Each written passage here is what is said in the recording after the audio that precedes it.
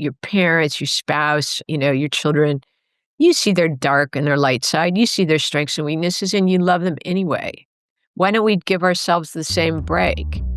Welcome to the Lara Jane Layton Show. This podcast is for you, the person who keeps putting others first. Your self-talk has held you back. You no longer need to take a second seat. Let's explore ways to overcome self-doubt. You can silence that inner bully voice and achieve your full potential. Here's your host, Lara Jane. Welcome, friend, to the show. I have a new best friend with me today, and Kate is here. And she is an author, and her latest book is called No Woman Left Behind. And it intrigued me because I want you to know that you should not be left behind. And what are the things that we can do to make sure that we have the strength and the energy and the clarity to keep going? And so Kate's here to kind of help us on that path. But before we get started, let's get a quick word from our sponsor. When we come back, Kate's going to help us not get left behind. So we'll be right back. Hey, since I rarely have openings in my coaching schedule, I have a new resource out there on my website. It is called the BFF Coaching Network. And I have offered a spot there for any coach that has been on this show to list their coaching. You can go out there, you can listen to their episodes, you can feel a little bit about them, and then choose a coach that will work for you. So LaraJaneLayton.com, the BFF Coaching Network. All right, Kate, help me so much. Like the information about using the show notes. So let's kick this right off. And how do I make sure I'm not left behind and none of my friends are either? Well, I only have myself as an example, I guess, about that. And I was a hard-charging CEO trying to build a nonprofit organization, and in my early 50s, ended up in a hospital room in London. The organization I built, called Fistula Foundation, which treats women with childbirth injuries, supports hospitals in Africa and Asia. So I traveled a lot and was really pushing myself. I'm a single mom, and also had that responsibility, aging parents, and I just broke. I mean, broke in a cardiac ward for 3 days in a London hospital. And they couldn't come up with anything that was really wrong. I had a virus that I'd picked up in Africa a month or two before that, but nothing life-threatening except for that my heart wasn't working right. I mean, that's why I was in a cardiac ward. So what's my lesson learned from that? I said the dash panel of my life that had some flashing lights for probably acutely for a month, but probably for years, that I just ignored. I just sort of I'm just going to ignore those things. I'm just going to keep pushing through like a sled in a snowstorm. It's all going to be fine. Guess what? It wasn't. And I had sitting there thinking, at that point, my son was about 10. If I die, what favor am I doing him to end up basically an orphan? I needed to be present with just how unpresent being for my own needs. I was caring for my foundation's needs. I was caring for my son's needs and my parents. And yet, what about me? Why wasn't I paying any attention to me? So It kind of sounds selfish, right? Our kids are so important.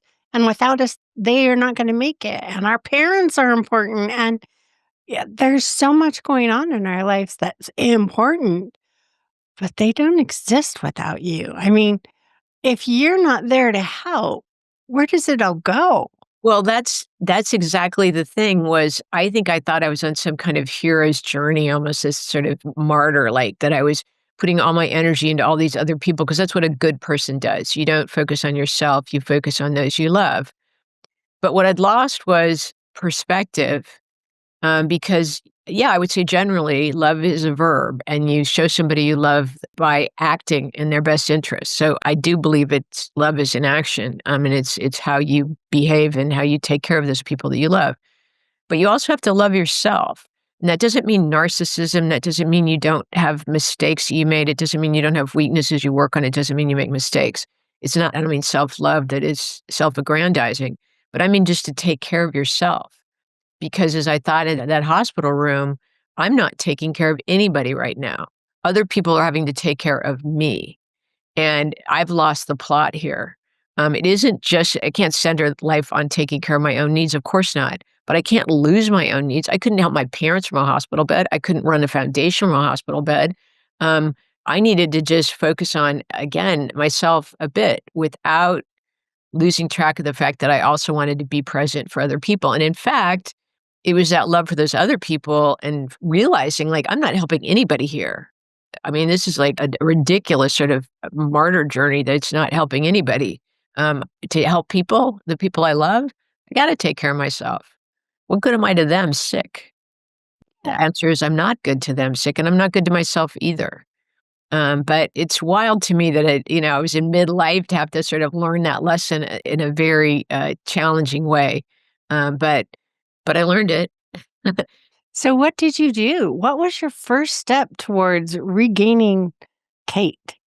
Well, I'll tell you what, because I had picked up a virus, okay, but I think it was a lot of burnout because it was like, oh, you have this and then there's that. It's almost like a long COVID. I really, for several months, had to rely on other people. It sounds ridiculous, but even just walking it into the block, I really was not in good shape. When I left London, like a wheelchair took me to the plane, and then I ended up in an emergency room when I was landed here. And so, not to be overly dramatic, but it was I just never been other than a C-section for my son, I'd never had surgery, I'd never been in a hospital, I had been relatively healthy, and these were just, a truth-telling moment. So what did I do?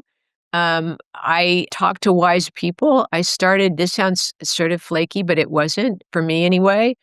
I started meditating, and that's partly because one of the that happened with my heart was my blood pressure that had always been low had gone way up, and it stayed there, which is really bad for your mental, physical health, and so they put me on blood pressure medication, which I didn't like the side effects, and I wasn't that old, I didn't wanna be and so my cardiologist said, "Have you thought about meditation?" And I looked at him and go, "I barely have time to, like, wash my hair. Am I gonna have time to" taking care of a child, an organization I love, my parents, like, who's gonna have time for that?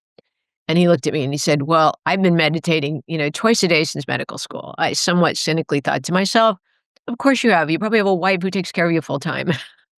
But I don't have that. And yet, the less cynical, snarky part of me said, "Okay, he's a cardiologist. He's recommending this. I wanna get better." And so that's what I did.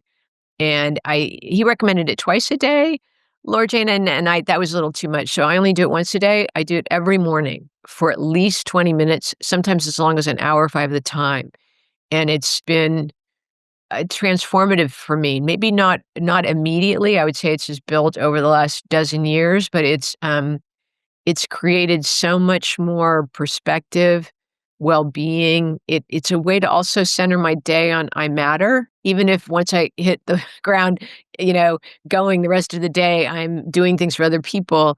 The very beginning of my day is how am I feeling? How does my body feel? How does my heart feel? How does my soul feel? What do I want to get with the end of this day? And I try to do that at the end of the day as I'm going to sleep. A little less disciplined because sometimes I fall asleep pretty fast, but I try to, at the end of the day, be very reflective on how did it go? What did I get done? What were the good points? Where did I mess up? Is there somebody I needed to say I wasn't my best self with? To be much more reflective of me, but also then me in the universe, if that makes any sense. It makes total sense because that meditation is calming. And that's what we kind of give up when we are running on empty and we just keep going and we're not paying attention to our dashboard. And, when you run out of gas, someone's got to bring you some gas. You can't keep going Well, without that's it. the thing. I think I had this back to my cynical comment about I barely have time to do this. How am I supposed to have time to do that? And many of us that have families and jobs and, demands on us, caregiving demands, feel like we don't have the time. And that we all have the same 24 hours a day. Even like billionaires don't get more time. They don't. Now, maybe they have all sorts of people helping them do their laundry or whatever it takes us mortals time. But I decided this was important. It was more important. I, had to do some almost weighting what really is important here and be much more disciplined about where I was maybe, wasting some time on social media or something that really need to read the paper because I need to stay on top of current events. Maybe not so much. Maybe I need to spend, not that I don't want to stay on top of current events, but maybe I need to put a priority, not maybe, I definitely do. Look at how sick I got on taking care of myself. Um, Thankfully, I didn't have any other underlying, health issues that needed to be dealt with. This was a huge one, but it wasn't, I don't know, like I ended up with some, sort of chronic illness out of this event.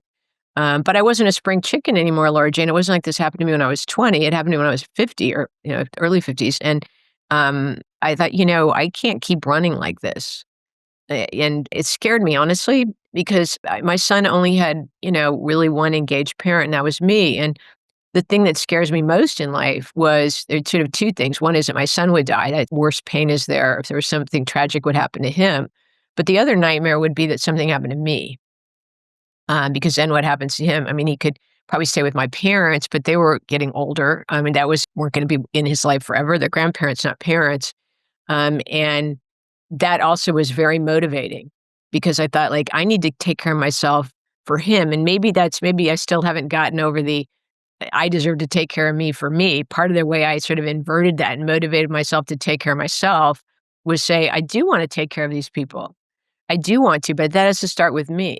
Again, not in a narcissistic, self-interested way, but also I need to be there for them and be fully present. And if I'm worn myself down so much, what good am I, really? Why are women so afraid to take care of themselves, like, or that self love? Why do we think it's narcissistic? And, a narcissist puts everybody else down to feel good.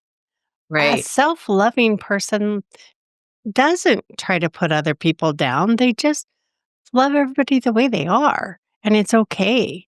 So we have this mental image that it's so wrong. But if we can just break that one thing, hey, take care of yourself. Yeah. You're not selfish because without taking the time to fill up with gas, your car doesn't go. If Yeah. you don't Yeah. take that moment to meditate or whatever other beautiful thing you did for recovery, we don't move. Yeah, I don't know. I think we're socialized, and particularly women of a certain age. I think women coming up now maybe are not socialized quite the way that we all were. It's interesting. I've been reading Bill Gates's memoir, Source Code, about his childhood. And what was really interesting is in, I think it was like fifth grade, they gave this list of professions for boys and girls. And he was a few years older than I am. So this would have been probably in the 60s sometime. But it was so interesting the things that were male, like firefighter, astronaut, science, whatever like that. And then the women's list was almost all caring, helping professions. It was mother, nurse, teacher. I mean, things that were really about helping other people. Not that there's anything wrong with helping other people, by the way, but it was a very gendered sort of list, and you'd never see that now. This is the limited list of things you can do if, as you're a girl child, and that you need to focus on sort of the betterment only of others. I mean, I was raised in a family with 4 kids, and I was the oldest, tightly spaced. There were 4 of us in 6 years, and so I did a lot of, I don't say childcare. My mother was a very dedicated mom, but that's a lot of kids in a short period of time, and just laundry and meal prep and all that sort of stuff. I had a model of like, your job as a woman is to sort of take care of other people. It was like part of the job description of being the eldest daughter. Um, so I don't know, it's somewhat bred in the bone almost with me. But then you get some perspective on it, and like you said, it's not taking care of yourself. I guess it could sort of, sometimes you read some of these women's magazines, and self-care, I think sometimes can be, in our capitalist country, can be sort of framed as the latest nail polish, or, an amazing night cream, or some things that are about selling products to you to sort of make you sort of feel like you're taking care of yourself. And maybe that does, maybe there's some superficial self-love in an expensive night cream or something. But I do think sometimes that phrasing gets co-opted for things that can seem somewhat narcissistic. Like, I'm just taking care of the exterior of me so that I look beautiful to the world, as opposed to I'm getting the rest I need. I'm meditating if I need to do that for my heart and my soul. I'm going for that walk. And maybe I'm not bothering to, take one of my children with me or walk the dog because I just want to have my own space. Like, I'm going to do that for myself. So I do think there's some of that too that happens. I don't know. What do you think? Yeah, I completely, being raised before the internet, before, some of the things that we did were a lot different. And you look at today and you go, oh, I was trained to be giving, to take care of others. And you never learned to take care of yourself. And I loved the thing that you said about, we get this makeup and these things. And I always say, um, if you take a house that's dilapidated and moldy and you slap on some beautiful paint on the outside, it's going to look good walking in, but it's not going to help it Well, that's maintain exactly its it. strength. And it also plays in a lot of that stuff plays into sort of insecurity, which is it's not really self-love if you're doing that so that your skin just looks a little less wrinkled. I mean, maybe it is, but it's a very sort of shallow way of looking at I think, at self-care is, how do you look to the exterior world, rather than how does your heart feel? And, so I do think there's some of that too, which is back to the things that women are, I think, socialized to be, caregiving of others coming before yourself, but also, how they look on the outside is judged sometimes so ruthlessly that sort of taking care of yourself is, like you said, taking care of the exterior. And I think that also might not reflect what you really need. It's driven by somebody else's perception of just the shallow exterior of you, not what's deeper. Um, yeah, I think both the Yeah. The funny thing is you hear these things like men get all the advertising, to go get testosterone because that's going to make you feel good. Women's advertising is go get looking pretty. So everybody else thinks you're good. They don't care how we feel on the No, it's inside. horrible. No, it's another thing I was reading just recently. There's another book which I would recommend to anybody called "Careless People" about Facebook, and it's on the bestseller list now by somebody that used to work there, a woman who wrote in some detail about something I'd read about, but I didn't realize they really, really did this to target like young teenagers, 13 to 17-year-old girls, and they would send them beauty ads after they, for instance, took down a selfie, like, because they're feeling like the picture doesn't look good. And so they would then send them things, basically keying into where they can ways of sort of poor self image or, some kind of depression, and then send them like beauty products. I mean, it almost criminal to me when I read it over, like, you're targeting teenage girls. It's not just the bullying on social media, it's that a company is making money off of your mental, fragility, trying to sell you stuff that isn't really gonna make you feel better. And you're using these data analytic tools to do something that I would argue is almost evil. I read it over and I was like, I couldn't believe it, but it was it was a detailed book. This woman had been there for, like, 8 years, and I think Facebook's now trying to sue her, but, like, good luck with that. I think she had a lot of people looking. Apparently, the book was, in review for a year before they published it, but, again, like, I thought that's so we live in difficult times, and why do I even mention that? I thought if I have a boy child, and now he's in his 20s, but man, if I had a young, a teenage girl, would I be trying to keep her away from those things as much as I could. When I looked at it and I thought, "You've got these people that are billionaires trying to monetize fragility and mental, almost if not illness, something." It's like, I'm going to take your low self esteem and I'm going to make you buy something for it. Well, and try to make you feel it's just like, no. I mean, like, and those are choices, by the way. I mean, there's ways those are algorithm driven. Algorithms are developed by humans. They didn't come down like laws of physics. I mean, it just when I read it over, I thought, oh my gosh, back to you were saying we live in difficult times. I mean, when I was in high school, yeah, there was some bullying. There were the cool kids. I was not a cool kid, but I also wasn't bullied. But you could see some of that dynamic playing out socially, but you didn't have a for-profit company trying to monetize that angst. It just was, breathtaking. I don't know how those people sleep at night because they have so much money. It's not that, "Oh, we're a startup, we had to make some difficult choices to get it off the ground." Really quite astounding, but I'm sorry to be so negative there, but It kind of sounds like one of the key things that you're talking about to really feed yourself is to love yourself, to yeah. find the ways to love you. You don't have to wear makeup. You don't have to do eyelashes. You don't have Well, to go and to the gym every second of the day to have a firm body, Exactly. but you can love yourself and still do those things. Well, and It's think about okay. exactly. Well, think about if you think about for a second the people in your own life that you really love, warts and all. People that you're really close to, parents, your spouse, your children. You see their dark and their light side. You see their strengths and weaknesses, and you love them anyway. Why don't we give ourselves the same break?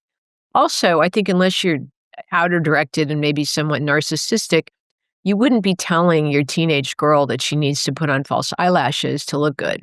You wouldn't be telling her she needs to do this in order to look a way that's going to please other people. I mean, there are women that maybe do that with their daughters, but I think it's not maybe the most loving thing to do. So why do you do that to yourself? If you wouldn't say to your teenage daughter, you don't look good without false eyelashes, or you don't look good unless you got on blush, really should put some lipstick on before you leave the house, or whatever it is. If you wouldn't say that to your daughter, why do you say it to yourself?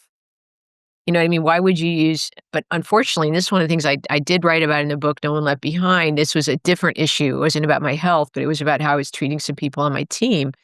And again, we find surgeries for women with a childbirth injury called obstetric fistula that leaves women incontinent in an environment where if you're dwelling as a dirt floored hut. That's not a forgiving surface for human waste. They're often, usually in their early 20s, they're often demonized, put in their own hut, so they're treated like lepers. And the good news is surgery can transform these women's lives. That's what I do. That's what I get up and try to do every day. But I've been pretty back to like not taking care of myself sometimes. I think with the foundation, I was pushing the whole thing forward and sometimes ignoring, needs of others really. Just, I mean, I don't lose my temper. It wasn't like that, but just sort of so focused. And so, I just, it kind of blinders on. And I had to have a come to my soul moment when I realized like, I'd written that off as a virtue. Like, oh, isn't that great? Like, I'm able to push this organization forward. We're helping tens of thousands of women. Isn't that great? But actually, it wasn't because there were ways I was getting in the way of productivity by not paying enough attention to other people's needs. Guess what? There's a reflection of that in how I was treating myself, right? I'm pushing myself so much, I'm not paying attention to my needs. I was doing the same thing to my team. And I had to kind of like, wait a second, that's not a virtue. That's a blind spot. I mean, yes, the drive is good that, we've ended up helping 100,000 women over the last 15 years. That's powerful. The other would be living lives of desperation. I feel very good about that. But at the same time, I had to own that I was not as self-aware as I needed to be. I was treating others the way I was treating myself, which was I was not paying enough attention to my own needs, and therefore I wasn't paying enough attention to others. So You back to know, meditation and the sort of not that that happened like a light switch, by the way. It's not like, 3 months later I started meditating and everything was hunky dory. It took me a while. This awareness that I'm giving to you today, Laura Jane, that took months, year. I mean, to sort of evolve, almost like a picture that's coming into focus, like one of those old Polaroids where you look at it and go, yeah, there we go. It's kind of comes into focus. That didn't happen over weeks, if that makes. oh, I'm with you. It takes a long time to shed those layers and to let go of this thing. And I did the same thing you did. Got so annoyed at somebody because they wouldn't work late.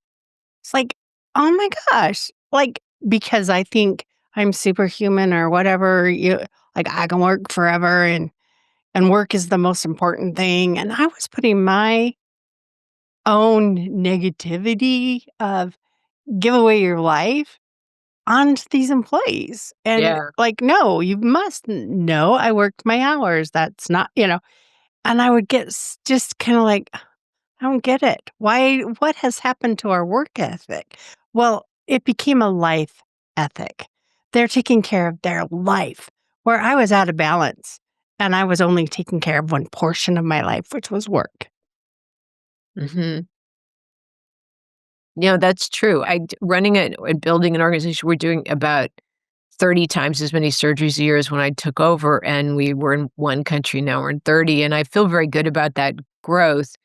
But if I really look back on the last 20 years, I know that there's some things, this specific example I gave a while ago, but there were times where I don't believe in, like workaholism, mostly because I don't think you burn yourself out. There's a false sense of efficiency in working long all the time. I don't believe in it. That said, I know I worked harder than some people, or I put a bigger priority on the foundation than sometimes people work for me, and depends on the person and the role. Sometimes I had to just say, okay, they have a different, they have a different set of priorities. I need to make sure that their role is aligned with those. So somebody that isn't sort of all in, I mean, maybe there's a role for you on the team, but if you're in a more senior level, I maybe need somebody, and when I say all in, I don't mean that they're working weekends or they're here at 7 o'clock at night, but somebody that's like, it's 5:01, I have to go.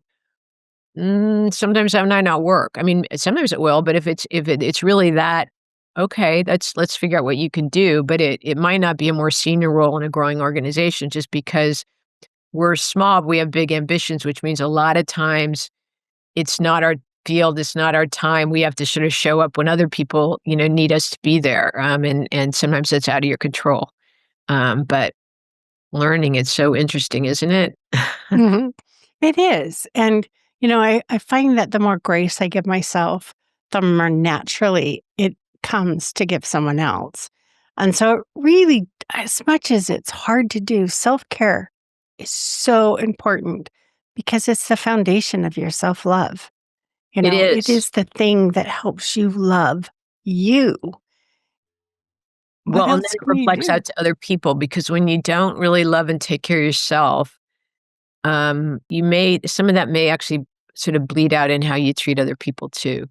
Yeah, because I think sometimes when I was, for instance, taking care of my parents, I did it more out of a sense of duty sometimes. And when I was better, I was doing it out of love, not duty, if that makes any sense. And when I was more present and more self-loving, I was doing it for love. And when I was less present, sometimes it was, well, I'm the oldest, I need to do this. And I did it, whatever that was. I was my better self and certainly more loving self if it came from a much more thoughtful, I'm doing this because I want to do it, because I love them and care about them. Not like a robot, like I have to, if that makes any sense. Been the robot. Just do. Don't think. Just do. And so, Yeah. yeah. So, Kate, I know that all of this was still back to that. How do I really let go of that training and become that self loving, put your own mask on first person when I still feel like I'm not supposed to? So I know that you magically over the years or months, however long it took you, shed a lot of that. And the key, your starting point was meditation. Was there another thing that you did to help you Well, return to some your part own of it love? is, yeah, I would say some part of it is, you have to retrain yourself, and then you also have to somewhat retrain or gradually set different expectations for others. Because if you've had a pattern where people expect you to be sort of you do it all. Sometimes people step back, like at work, for instance. If there's a sort of sense of, well, I can do kind of a B plus job because I know she'll make it, like I'll care enough to make it better. Sometimes you have to go like, well, no, I an expectation, not mean, but like, I think we could do better. See, I added all this stuff, but that's really your job to find that. Not to be perfect. We all make mistakes, but it's changing the expectations, almost the implicit terms. With my parents sometimes too of I want to be there for you, but we maybe need to get some additional help because I do want to be there for you, but I can't do all this all the time or whatever that is. And it's being present with like, I do want to help, but I also need some time for myself. And that was easier for me, those conversations in some way to negotiate because I'd broken myself so dramatically. It wasn't like, I'm just sitting here thinking, I'm just meditating and like, I need better boundaries. It was, I broke myself. And in some ways, it's easier to, if you really get centered about what happened. Yeah, there was some bug I picked up in Chad, in Central Africa, but that wasn't it. When I really stepped back on it, it was, I got it. Yes. And then I just kept plowing. I didn't take a few weeks off and get over. I just was like, no, I got this meeting in London. I'm going to go. And like, it was really stupid. When I look back at it now, I'm like, what was I thinking? Basically I went to Stanford Medicine's not that far from us, one of the best, medical centers. And they ran a bunch of blood tests when I got back and like, oh, there's nothing, basically there's nothing we can see and I'm like, well, they say I'm fine. So I'm fine. I wasn't fine. I mean, so I ended up at cardiac ward. My heart was, rate was all over the place. But like I wasn't validating how I was feeling. Like, oh well, they didn't find anything that's clinically wrong, so I guess I'm okay. Well, I didn't feel well. Like, isn't that enough? No, it wasn't. I mean, it would be now, but it wasn't then. Stupid, really. It is, but it is stupid because we were misinformed. We were mistaught. And now that you know better, you've changed. And so Yeah, that's the the whole better. key. Yeah. So let's take a minute and tell our friend a, a little bit about your book, Okay. the passion behind it, and then what's that one thing that we can do right now? Well, I wrote No Woman Left Behind, about, the work done at the foundation. In fact, the subtitle is, I'll read it exactly, A Journey of Hope to Heal Every Woman Injured in Childbirth. So, it's a memoir, so it's, it's nonfiction. I wrote it. So far the reviews have been really good, which is mostly a relief, and 100% of the profits for the book go to the foundation to fund, free surgeries for women. So, there's no personal gainer, for me. One of the things that's hardest about our work, Laura Jane, is people haven't heard of this injury. It affects over 1 million women in developing countries. And you're like, what is that? How could you end up incontinent from childbirth? How does that even happen? Well, in essence, what happens is a woman that doesn't have access to emergency obstetric care and has an obstructed labor will stay in labor for as long as a week and usually have a stillborn baby, and she can end up with incontinence, which is just, I get specific for your listeners, but it's driven by holes in the vagina, rectum, sometimes bladder that, or often bladder, sometimes rectum that lead to incontinence. So that's the bad news, and she's usually in her early 20s. But a surgeon that's been trained can go in and sew those holes up and take this woman from incontinent outcast and give her back her life. The reason we haven't heard about it here is even if you're undocumented in this country, if you're a woman in labor, you show up in an emergency room, it's the law, you will be treated. Now, you may be hounded for the rest of your life for the cost of it, but you will be treated.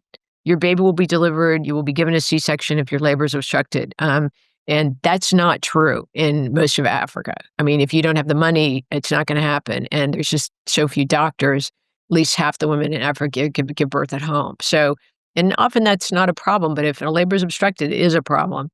So we basically treat this injury that is the result of a lack of medical care for women. And now I'll put my mommy warrior hat on. But the day a woman gives birth in the world is the day she's most likely to die or be seriously injured in her life. And the odds of either of those things happening goes up by 100-fold if you're in Africa because of lack of doctors.